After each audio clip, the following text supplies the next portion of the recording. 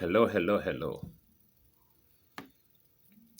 I'm back again at you. This your humble teacher from the school of the hard knocks. What we want to do with this social diaspora in school is to impart with teaching and receiving knowledge. It's like two ways: one coming, one going. Learn from each other, and what I know from where I come from, the knowledge that I learned from growing up with elderly people, you know, grandfathers, uncles. Uh, I would like to, release them over here because we have a whole lot of story, got a lot of story, thousands of years of story that never been told, because half of the story have never been told. Now you see the light, stand up for your rights. Half of the story that never been told. Now you see the light. Ooh, stand up for your right. Bam! We haven't even begun to scratch the surface of our story. Thousands of years existing on this earth. You never know. A lot of story. Just think about it. For 250,000 years, which is easy, we ain't talking about the millions. 250,000 years of just living. A whole lot of stories, you know, real and mythology. Okay, so I'm saying the title of the episode is Art Cathey, We Hear You. We hear you because, I say we because the elders of Africa are listening and they heard you. Because why this is possible, why am I saying this? Because I was listening to Dynast, who had O'Shea Jackson on his show, and a lady called in from California, saying that the lady is a lady of substance, who is doing things with other black ladies here in America, professionals. They are doing their own thing on the quiet side. They're more into technology and stuff like that. So uh, she knew some people way back in Ghana who were in a high up, in government or whatever. So she said one of them people, top ranking guy, called her and said, hey, listen to this guy, called O'Shea. He's doing some good stuff in Kenya. And O'Shea is in East Africa, right? Let me draw you Africa and show where O'Shea is. I'm going to display my little skill about drawing Africa, okay? Okay, okay. That is Africa for you. Am I doing very well or what? That's the horn. Okay, okay, okay. Does it look like Africa to you? Okay, that one got going a little bit, and I'm cheating on Angola and no, not Angola. No, is it Namibia? Who is over there? Tanzania? Cheating on those people over there. Okay, I'm cheating on Tanzania and the rest. Okay, Angola is here. Angola in the west coast, and Namibia is here. South Africa, whatever, Botswana, whatever. Yeah. So O'Shea is here somewhere in Kenya. Okay, that's the equator, and the Greenwich is here. Let's use this now. Equator here. And Greenwich runs through Ghana here. Okay, so O'Shea is somewhere here in Uganda, probably around here. But there are politicians over here in Ghana. Nigeria is somewhere over here, you know. Next time we're going to talk about the Rice Coast, Ivory Coast, Gold Coast, and the Slave Coast. We're going to talk about that in my next episode, you know, to demystify your DNA. You know, remind me on your DNA listings or the percentage that you get from when they read your DNA and tell you you are 2% here, 3% here. I'm gonna tell you all that thing don't, you know, how all that thing means one people, one people. So I don't want to distract you with that. So we're gonna go there on my next episode. You know, I'm waiting on a book from Amazon that details how our people were moved from the rice coast to the Carolina to teach these bastards how to grow rice because they don't know how to eat rice. They never saw rice before. They eat potatoes. So how can they be exporters of rice? Who taught them how to grow rice? Okay, when we had rice coast, okay, we used to have rice coast because they mention it, they call it rice coast because that's where they used to take cereal when they are on their way to their journeys, the Portuguese. Okay, all right. So Oshe is in East. The people in Ghana are in West Africa. Call the lady in California. Say, hey, what this guy? So that is how I say the elderly, our elders are watching. So when a lady, one of our coming from America, you know, opening up a bottle of these emotions that had shaped her in many ways, you know, it's something that will bother our elderly people and people who heal people from this type of trauma. Okay. So, what am I saying? I'm saying that there are ways that help can be rendered. There are ways that help can be rendered. That with herbs. I know Art Cathey is into herbs, but let me tell you the secret of herbs. I know a lot of us are closer to some Africans or some herbalists from the continent, uh, but in each region, things are a little bit different, and some people are very good at it. Some people are good, and some people are very good at it. Okay, so um, I'll tell you a story of herbs. How herbs are like there's two form or three forms of things that you could do with one herb. There's a herb that if you cut yourself, you could just pluck it in, you know, and you start the bleeding. That is OTC, over the counter application of the same herb. But there's a prescriptive aspect of the same herb spiritually. When I mean spiritual, I don't mean like some spookism, some, you know, spookism. That's not what I mean. The spiritual aspect of the same herb is the herb is organism. It has feelings, it has life, it has a name. In our uh, in our old tradition, which is passed down, there are words. Words. The word came to fruition through words. In the beginning was the word, the words. So these old words or language that brought about the word is still spoken. Okay. So the magic is our people had different words based on frequency. The way they pronounce brings about frequency, energy.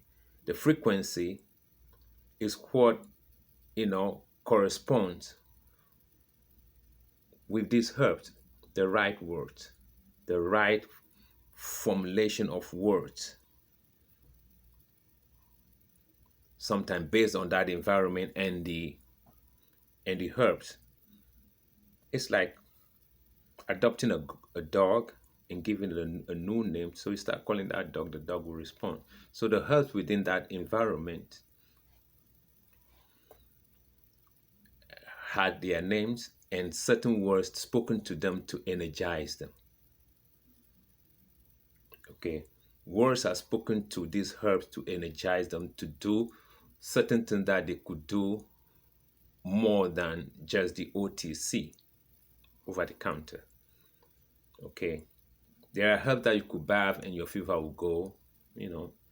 But the same herbs, if the right words are spoken unto them, right, vibration, the right words with frequency will ginger the vibration of the cosmos that is uh, supporting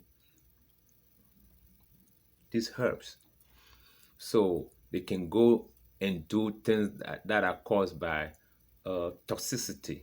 You know, depression is nothing but bad vibes.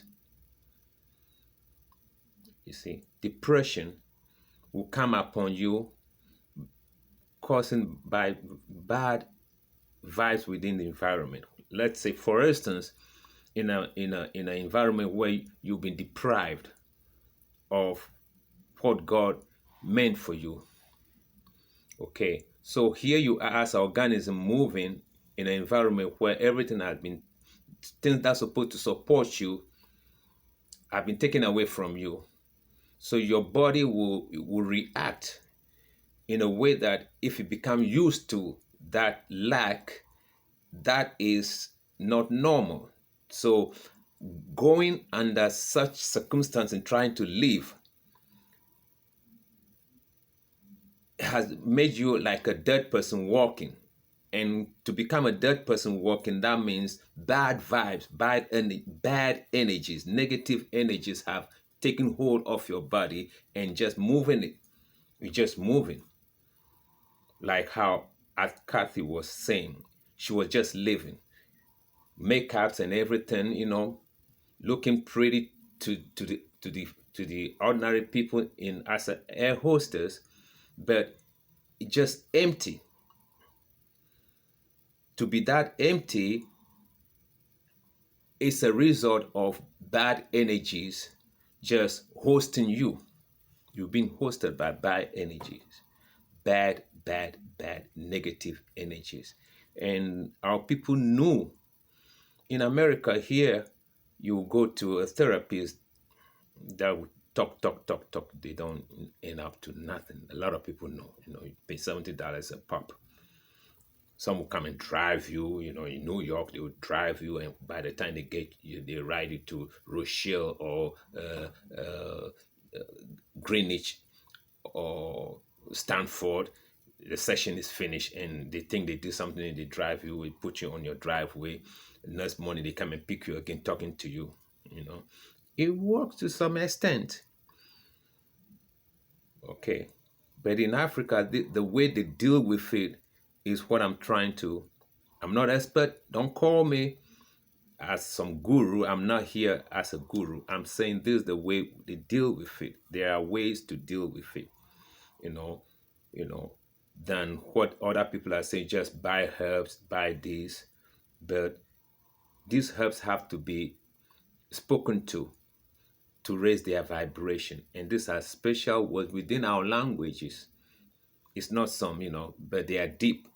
You see, our languages are phrased, are formulated to be a rhythmic, languages based on frequencies, especially my language that I speak, the Epe language. And that is most African languages, the Yoruba language, the Igbo language, Hausa. They are tonal languages, meaning they are phrased on frequency, on a keyboard, tonal. They are tonal.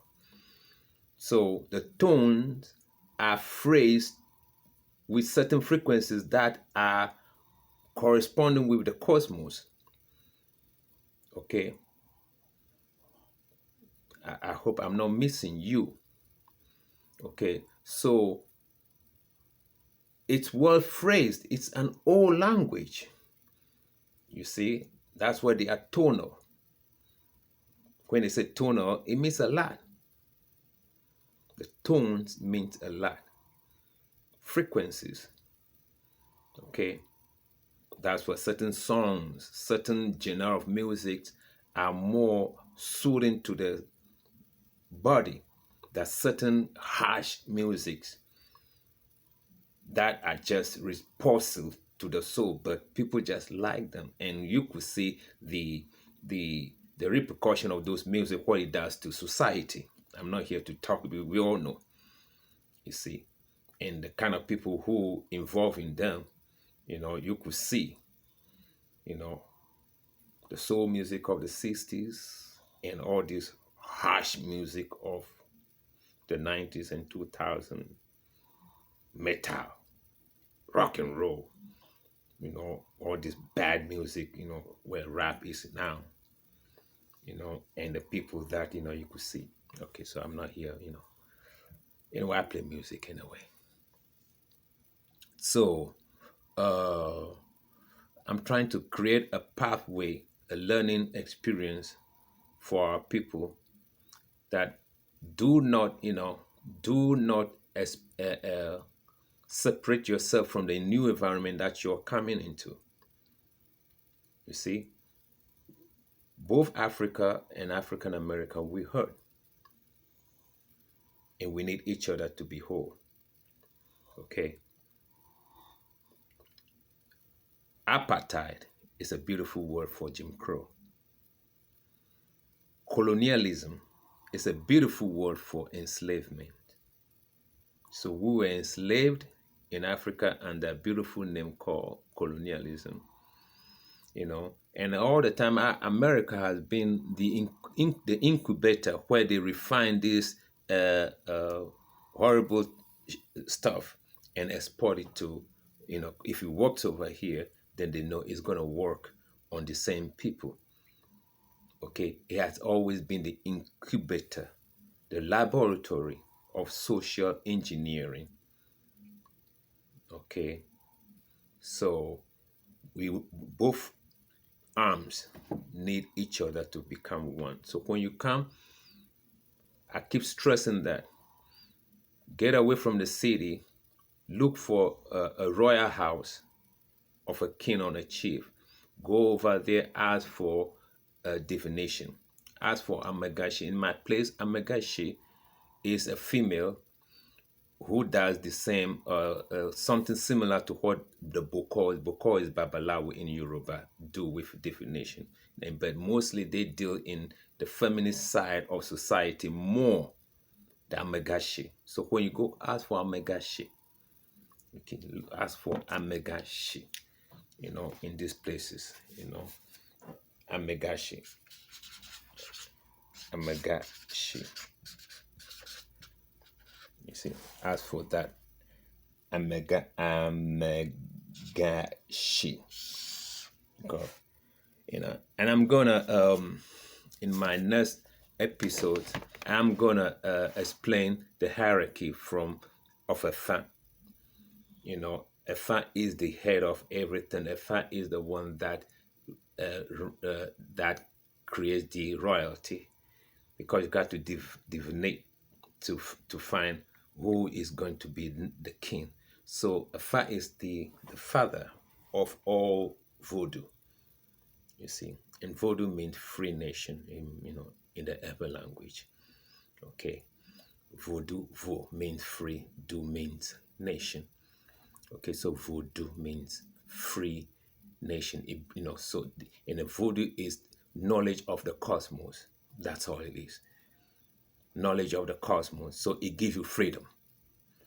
So all that voodoo, it has a language. Okay, you cannot give you cannot give I cannot give a bad interpretation or definition to the word Apartment. Apartment is apartment in somebody else's language. So for me to take it and turn it around and say as if it has no meaning, as if people don't use it in their language, it will be very fraudulent on my side. Am I making sense? Okay. So I can take the word apartment and be, bastardizing it as if it has no meaning to the people that whose language it is. So don't take voodoo, America do, that's America, the country of America or American people. Do mean people or nation. Vo mean freedom. Vo. Vovoli means there's freedom. So this word has owners. It's in a living language. So voodoo is a practice of knowledge of the cosmos. That's all it is. Forces of nature. That's all it is. Do you want to control the air? Can you, if you can control the air, is it not a beautiful thing? Can you control the rain? Can you make rain fall? Is it not beautiful? Can you stop the rain when there's a big wedding? Can you stop it? If you can stop it, is it not a big thing? Is it not a beautiful thing? When you have all this wedding, the girls coming, and the rain won't fall, if you can shift it to another city and have your wedding and call it back tomorrow, isn't it a beautiful thing? What's wrong with that? You see, that is voodoo. Okay, if the rain is not coming, and you could call it so that the crops can grow, so that there won't be no famine, there'll be a bumper harvest. Who won't like that? That is voodoo. That is freedom. Vo, be free. Do, people, nation. You see, so I'm gonna list the hierarchy from afar and the jobs that the Bokors or the Babalawos do and the Amagashi, the women do. You see, that's why if you bring feminist bullshit to Africa, it don't work because the women are active in the society. The women are active. Through their feminine energies, things are scribed for them. Things are not for them. They put themselves in that position. So this is what we're gonna do. This is our land. We didn't inherit it from no people. This is the land we came out from. So this is what we're doing for this line of people, so that the nation will be strong. And this is what you guys doing. We birthed you, but you gotta be strong and protect us. But we gotta give you command. So go kill those people, and you go kill those people for mama. Okay? They walk in pairs. I don't know where, glass ceiling. There's no glass ceiling in Africa. Or that Hillary Clinton glass ceiling, we're going to shut at the glass ceiling. That's white women's fantasy. Because their men are really, really, really, really, really, putting a clamp on them. Their men don't really like them. They could do without them. And I'm going to make another episode on based on that, where the Catholic Church has been instituted on based on that bullshit. No, their men say we could do without you, unless we want baby. But after every other things, we could do without you. Black men don't never ever say we could do without. We don't even know how to say that. In Africa, the Africans we could do. We can't even imagine that we could do without our women. But the Greeks say, in platonic relationship. I'm gonna do that based on another woman's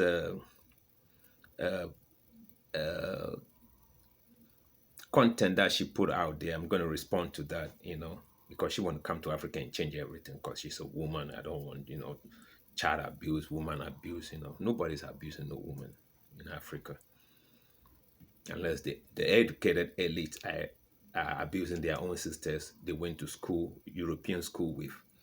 Africa ain't abusing no woman because the woman owns Africa, the sky and the earth. Mother Earth, Yasa, Asasiya in Akan, Mother Earth. The women own the sky and the earth. So where's the glass ceiling? They own the sky. The African woman made a king. I'm gonna make a whole lot with supporting evidences, so it will be clear to us. So that is my piece of study today. That Cathey, we heard you, we heard your pain. There's healing, and then these are things our people have been talking about. These things because both sides lost uncles from Africa, twin sisters, twin brothers, one go, one left behind. That kind of a hurt. You see, grandfathers lost their grandchildren, grandmothers were picked, or grandparents were, lost their children. So there was a hurt over here. I don't know who tricked us to think that, Africans had it so good, and the pain, on this side of the Atlantic is harsh. As I said earlier, colonialism is a beautiful word for another, enslavement. And apartheid is nothing but Jim Crow, because it all been instituted over here and refined over here and sent it to Africa. Okay. They came with the plantation to us. We grow cocoa, we don't eat the chocolate. We grow coffee, we don't drink we don't drink coffee. We grow the cotton, we don't really wear the jeans. So where do they go to?